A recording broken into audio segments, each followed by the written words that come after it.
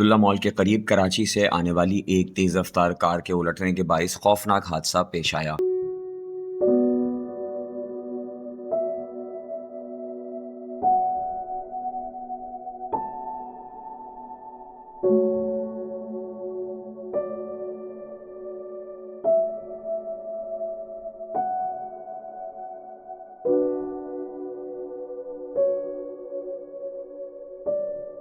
हादसे के नतीजे में कार में आग भड़क उठी। इत्तला मिलते ही रेस्क्यू 1112 की टीम जाए वक़वा पर पहुंची और फौरी कार्रवाई करते हुए आग पर काबू पाया। कार के अंदर एक शख्स मौजूद था जो बदकिस्मती से मौके पर ही झुलस कर जाँ बहक हो गया।